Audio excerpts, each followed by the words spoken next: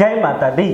बृहस्पति और शुक्र का योग आपको क्या जीवन में श्रेष्ठ धन देता है? क्या आपको एक अव्वल दर्जे की, एक अपेक्स लेवल की, एक एलीट क्लास की लाइफस्टाइल आपको दे सकता है? क्या इसका आपके गृहस्थ जीवन पर प्रभाव पड़ता है? और क्या इसका आपकी संतान पर अच्छा या बुरा प्रभाव पड़ता है? इन सब चीज़ों के बारे में आप इस वीडियो में जानने वाले हैं। इसीलिए वीडियो को ध्यान से देखिएगा, एंड तक देखिएगा और मेरे चैनल को सब्सक्राइब करके बेल आइकन को प्रेस कर लीजिएगा ताकि हर वीडियो आपके पास जब भी पहुंचे तो आपको नोटिफिकेशन मिल सके। अब बात कर लेते हैं हम बृहस्पति और शुक्र की। पहले चलिए बृहस्पति देव के बारे में कुछ बातें जान लेते हैं, क्योंकि जब तक आप बृहस्पति देव को नहीं जानेंगे तब तक ज्ञान को कैसे आप एक्टिव करेंगे अपनी लाइफ में। यानी बात सिर्फ ये है कि बिजली भी आपके बोर्ड तक आ रही है, बल्ब भी लगे हुए हैं, लाइट्स भी प्रॉपर अपनी अपनी जगह पर फिट हैं, वायरिंग भी बहुत अव्वल दर्जे की, लेकिन जब तक आप स्विच ऑन नहीं करेंगे रोशनी कैसे फैलेगी? इसीलिए एक छोटा सा स्विच अगर आप अपने नॉलेज का एक्टिव कर लें तो उससे आपकी पूरी लाइफ अनलाइटमेंट हो सकती है। अनलाइटमेंट का मतलब स्वयं में प्रकाशमय हो सकती है। तो चलिए अब बृहस्पति देव के बारे में पहले जान लेते हैं। जन्म कुंडली के अंदर बृहस्पति का संबंध ज्ञान से होता है, बड़े बुजुर्गों से होता है, अपने टीचर और अध्यापक से होता है। आपके घर में रखा हुआ सोना जो होता है वो भी बृहस्पति होता है, यानी गोल्ड मेटल।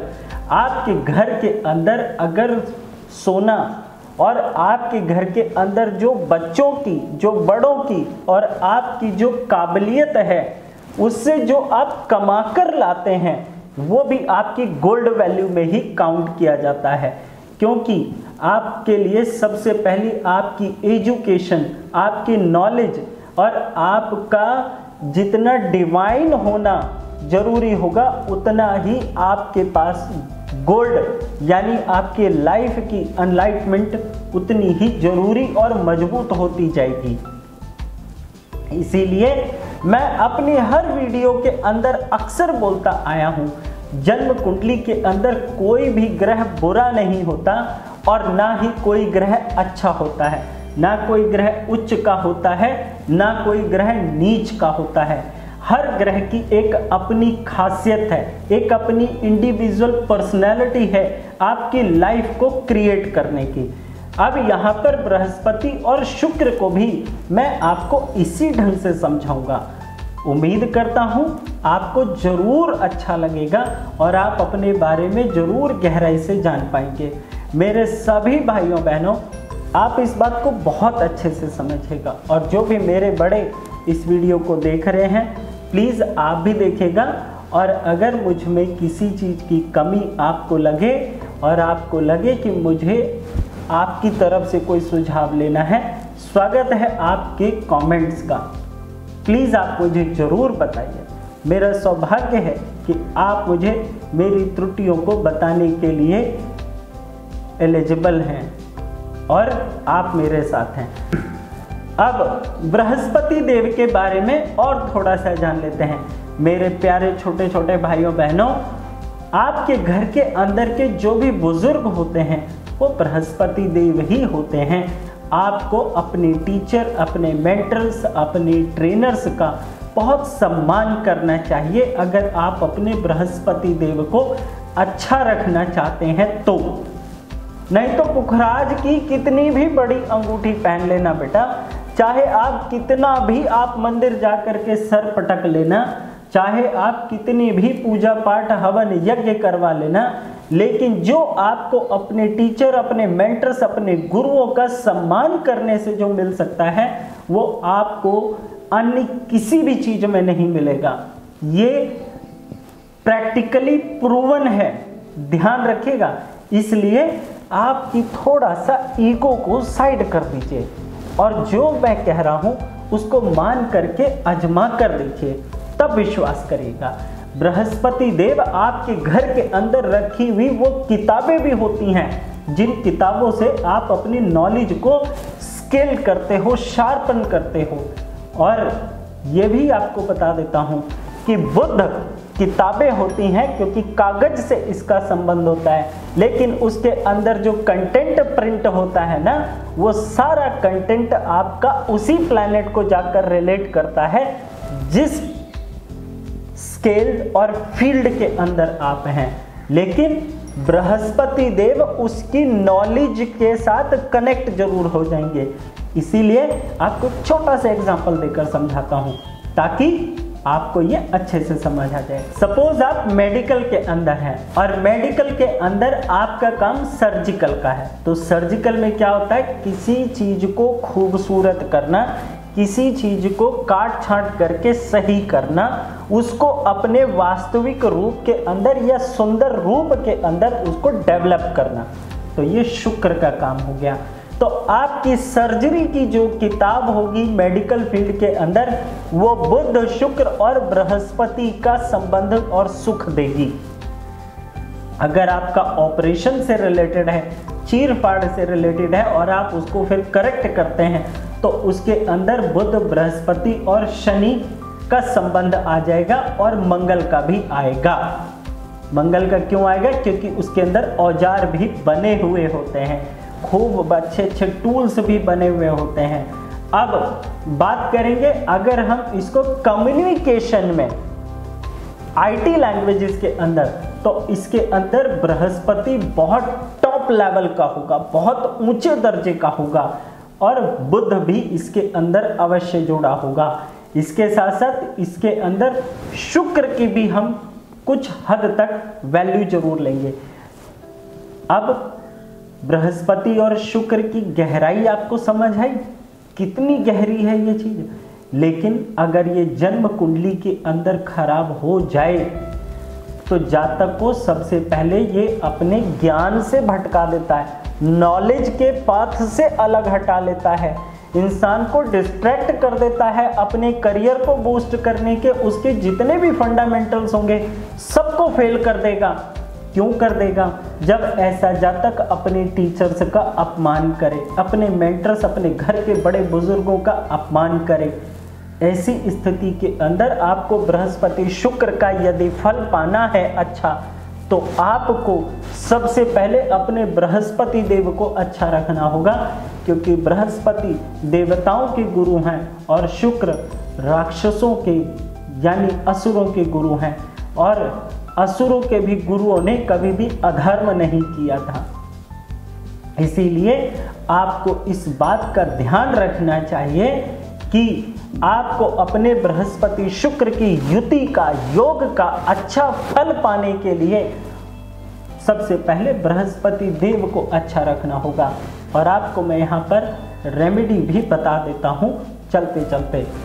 सबसे पहले समझ लीजिए, सबसे पहले बहुत बारीकी से समझिए, आपकी जन्म कुंडली के अंदर बृहस्पति देव जिस भाव के अंदर बैठे हों, अगर पहले भाव में बैठे हैं तो स्वयं को करेक्ट कीजिए, अगर दूसरे के अंदर बैठे हैं तो अपने धन को व्यवस्थित करके रखने की कोशिश करिए, तीसरे में बैठे हैं तो आप अपने संबंधों को बहुत प्रगाढ़, बहुत मजबूत और बहुत अच्छे से टटोल के आगे बढ़िए, चौथे में बैठे हैं तो ऐसे ही यूं ही बेवजह हवाबाजी में आकर के प्रॉपर्टी और गाड़ी बनाने की ऐसी कोशिश ना करें कि आपकी फाइनेंशियल सिचुएशन का बैंड बच जाए। पांचवें में बैठे हैं तो अपनी संतान की कद्र करें, अपनी नॉलेज को दिन प्रतिदिन चमकाते रहिए। छठे में बैठे हैं तो किसी की भी बातों को काटने से पहले और किसी के भी धन का दुरुपयोग करने के पहले आपको विचार करके आगे बढ़ना चाहिए। सप्तम स्थान के अंदर बैठे हैं तो अपने काम के अंदर जितना आप डेप्थ में जाएंगे, आपके कस्टमर, आपका जीवन साथी आपका उतना ही सम्मान करेगा। बशर्ते यहाँ पर आपको एक बात का और ध्यान रखना होगा, अपने बीवी बच्चों के मामलों में आपको स्वयं अपनी टांग नहीं अड़ानी चाहिए जब तक कि स्वयं वो आपसे राय लेने ना आए। बेवजह का उपदेश और प्रवचन देना आपके बृहस्पति शुक्र के इस भाव को खराब करेगा। अष्टम में हो तो आपको अपने जीवन साथी, अपने संतान और अपनी आने वाली जो भी आपके पास जेनरेशन है उसका प्रॉपर सम्मान करिए और ध्यान रखिए। बृहस्पति शुक्र का योग आपको यहाँ पर बहुत अव्वल दर्जे की गुप्त ज्ञान दे सकता है अगर इसका आप सही इस्तेमाल करें। 9वें भाव के अंदर आपका मैनेजमेंट और आपके कपड़ों का और आपके जीवन में स्किल को चमकाने का रख रखाव डिस्टर्ब होगा, जिसकी वजह से आपको भाग्य के अंदर बहुत उतार चढ़ाव देखने को मिल सकते हैं। 10वें भाव के अंदर नरम दिली और ज़रूरत से ज़्यादा चालाकी और बेईमानी आपको नुकसान में फंसाएगी और आपको ज़रूरत से ज़्यादा कामुकता यानी कि अपोजिट सेक्स की तरफ अट्रैक्शन दे करके ये आपको परेशानी में डाल सकती है और इसका नतीजा आपके आने वाले समय में काम धंधे को खराब भी कर सकता है अगर आप किसी तरह के कार्य में वर्किंग है तो। इसके बाद 11वें स्थान पर आ जाते हैं। यहाँ से बृहस्पति शुक्र पंचम स्थान के अंदर देखेंगे, बृहस्पति देव देखेंगे तो शुक्र का भी फल पंचम में जरूर पहुंचेगा। बड़े बुजुर्गों के रहते हुए अपने जीवन को जितना तराश लेंगे, जितना आप उनका ध्यान रखेंगे, जितनी आप अपनी नॉलेज को चमका लेंगे, उतना ही आपको जीवन में ऊंची गाड़ी, ऊंची प्रॉपर्टी, ऊंचे सुख, ऊंचा लाभ आपको मिलता रहेगा। और ऐसे लोग राजनीति भी बहुत अच्छे दर्जे की करते हैं। अगर आप अपनी नॉलेज को चमकाएंगे नहीं तो घर के अंदर ही राजनीति रह जाएगी। थोड़ा सा ऊपर उठेंगे तो समाज के अंदर घर के आसपास के 2-4 घरों में होगी और बहुत अव्वल दर्जे की होगी तो आप समाज और राज्य के स्तर पर आएंगे। और अगर आपके अंदर बहुत ऊंची काबिलियत होगी और ईश्वरीय कनेक्शंस आपके साथ मजबूत होंगे तो हो सकता है आप देश विदेश में अपना नाम कमा लेंगे। अगर आपकी संतान की जन्म कुंडली के अंदर ये योग है तो इसका पूर्ण लाभ उठाइएगा। अब बात करेंगे 12वें स्थान की। जीवन साथी में कमी मत निकालना कि वो आपकी बात को नहीं सुनता। जीवन साथी के अंदर इस तरह की खोट मत ढूंढने लगना कि वो आपकी बातों को वैल्यू नहीं देता और जब भी बैठते हो तभी तनाव होने लग जाता है। वैचारिक मतभेद बहुत होते हैं और प्रवचन की प्रक्रिया बहुत ज़्यादा होती है और मूडी हो जाते हैं। क्यों? क्योंकि ये बृहस्पति शुक्र 12वें भाव के लक्षण ही यही होते हैं। तो इसका उपाय क्या करें? इसका उपाय सीधा ये है कि आपको और आपके जीवन साथी को धार्मिक होना पड़ेगा और 43 दिन लगातार गायों की सेवा लगातार करनी होगी। समझ आ जाएगी सारी चीज़ें। और सब लोगों को उपाय क्या करना चाहिए? सबसे पहले अपने बृहस्पति देव को उच्च का रखना चाहिए ताकि आपको बहुत ऊंचा सम्मान मिले, बहुत ऊंचे सुख मिले और आप अपने जीवन को ईश्वर की तरफ, हाइट की तरफ, वो है ना हाइट, उसकी तरफ आप ऊपर बढ़ सकें। मैं तो ऐसे ही उपाय देता हूं और ऐसी ही आपकी काउंसलिंग और कंसल्टेंसी भी देता हूं। बस यहाँ थोड़ा सा बारीकी नहीं दे सकता क्योंकि सब कैलकुलेटेड चीज़ें होती हैं। जब तक जन्म कुंडली पूरी तरह से कैलकुलेट ना कर ली जाए तब तक किसी भी मुद्दे को पूरी तरह से क्लियर करना मुश्किल होता है। इसीलिए आप अपने लिए बेहतर कंसल्टेंट चुनें। अगर आप मुझे भी चुनते हैं तो मेरा सौभाग्य है। स्क्रीन पर दिए नंबर पे कॉल कर लीजिएगा, अपॉइंटमेंट आपको मिल जाएगी। और चैनल को सब्सक्राइब करके बेल आइकन को प्रेस कर लीजिएगा। वीडियो को फेसबुक पर देख रहे हैं तो पेज को लाइक करना और अगर आप यूट्यूब पर देख रहे हैं तो चैनल को सब्सक्राइब करना। जय माता दी।